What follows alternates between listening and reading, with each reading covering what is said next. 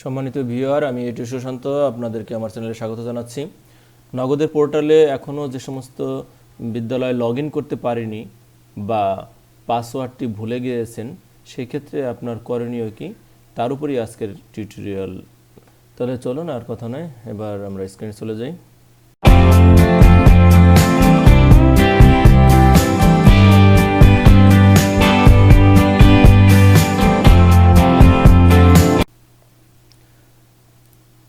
আমাদের প্রকল্প কার্যালয় থেকে 12 জানুয়ারি একটি চিঠি দেওয়া হয়েছে।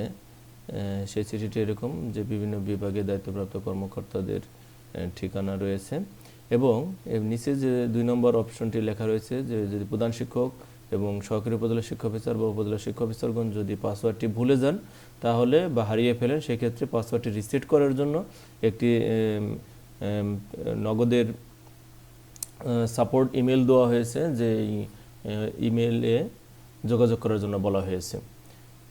pesp.support@nagod.com.bd এই ঠিকানায় পত্র প্রেরণ করার জন্য বলা হয়েছে।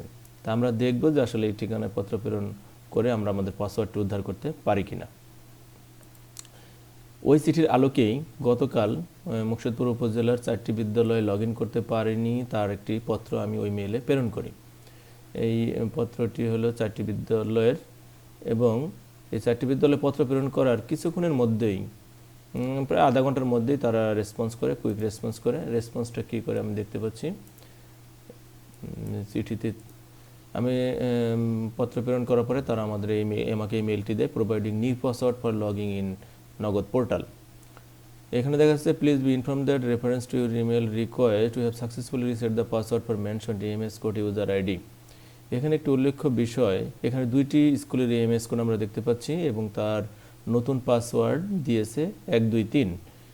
এখানে আমি পাঠিয়েছিলাম 4টি বিদ্যালয়ের, কিন্তু আমাকে পাঠালো তারা 2টি বিদ্যালয়ের, এবং বাকি 2টি বিদ্যালয়ের কথা কি বলছে, unable to reset the password due to the MIS user ID not matched. অর্থাৎ আমি এখানে যে 4টি বিদ্যালয় পাঠিয়েছিলাম, প্রথম 2টি বিদ্যালয়ের তারা পাসওয়ার্ড দিয়েছে, দেখেন যে 1204 এবং 0103, এই যে 1204 এবং 0103, তারা এই 2টি বিদ্যালয়ের পাসওয়ার্ড পেয়েছে। আর বাকি যে 2টি বিদ্যালয়, এই 2টি বিদ্যালয়ের পাসওয়ার্ড কিন্তু তারা বলতেছে ম্যাচ করেনি। এর ফলে আমি একটু গভীরভাবে অনুসন্ধান শুরু করলাম যে আসলে কারণটা কি, যে আমাদের এমএস কোড ভুল কিনা।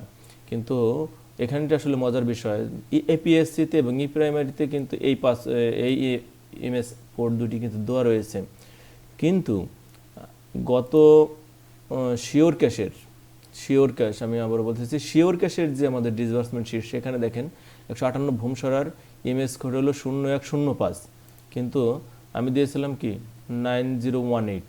অর্থাৎ এই শিওর ক্যাশের যে ইএমএস কোড, সেটির সাথে তার যে বলে যে এপিএসসির যে ইএমএস কোড এক না। তদ্রূপ এরকম 198 ঘেঁচুয়া শিমুল সুরেরও এমএস কোড 9301, কিন্তু আমাদের শিওর ক্যাশের যে ডিসবার্সমেন্ট শিট ছিল সেখানে রয়েছে 1001।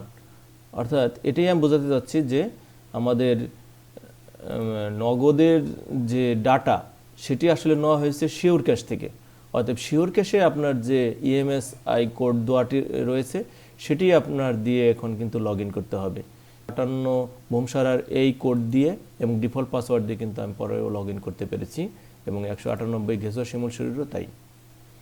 আমি যদি সামারি করি তাহলে এটাই আমি বলতে চাচ্ছি যে কেউ যদি পাসওয়ার্ডটি ভুলে যান, তবে চেষ্টা করবেন যে পাসওয়ার্ডটি সতর্কতার সাথে সংরক্ষণ করার জন্য। যদি কেউ ভুলে যান তাহলে উপজেলা শিক্ষা অফিসারের ইমেল থেকে কিন্তু আপনাকে ওই সাপোর্ট মেইল করতে হবে। আর যদি আপনি এখনও লগ ইন করতে না পারেন, গতকালও আমাকে একজনে টেক্সট করেছিল সে লগ ইন করতে পারেনি, সেক্ষেত্রে আপনাদের জন্য আমার মেসেজ হলো যে আপনারা শিওর ক্যাশের যে এমএসআই কোডটি দেওয়া ছিল সেটি দিয়ে আপনি চেষ্টা করতে পারেন। সুপ্রিয় দর্শক, এতক্ষণ আমার সাথে থাকার জন্য আন্তরিক ধন্যবাদ।